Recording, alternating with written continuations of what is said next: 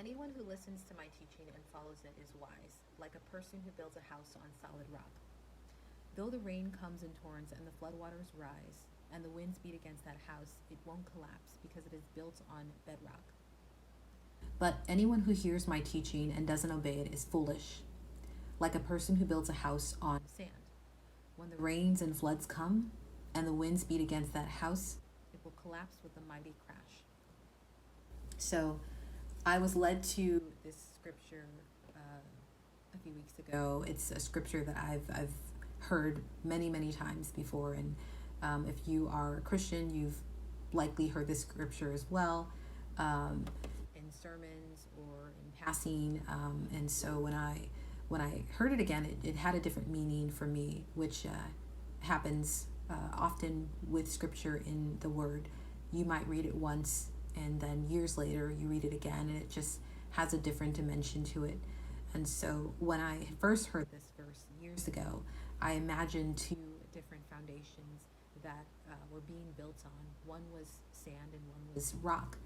And I imagined one builder building on rock and then one builder building on sand. As I looked at this verse again, I saw something different. I saw the same foundation. This builder, or these two different builders, are building on the same foundation.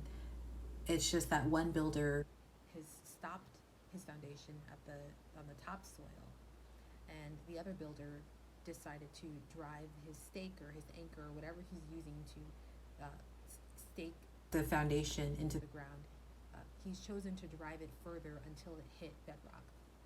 And so when I thought about it more, I thought about how that applies to our faith as Christians, and how some of us are satisfied with just hearing the word and closing our Bible and moving on in our life, and not thinking critically about what the scripture means or how it applies to our lives or the lives of those around us in our community.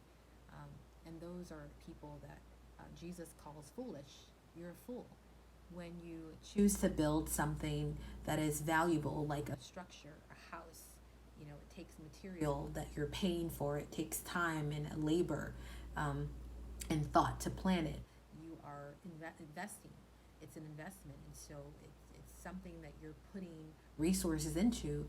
And so why would you put it on a foundation that is not secure, right? And so Jesus calls these types of people who hear the word but don't obey it as those types of people who build on sand, and those types of people are foolish. Yet the wise man, he says, those who listen to my teaching and follow it, those are the wise ones. And those are the people who build on everything that they're putting their resources into, with the house that they're building, the structure that they're building. They're choosing to put it on something that is firm and secure and solid. That is the wise man. So how does this apply to our faith again? When I think about it more, I think about how reading scripture is so much more than just reading the word. Reading scripture is reading it and thinking about it and meditating on it to understand the meaning as it applies to our lives.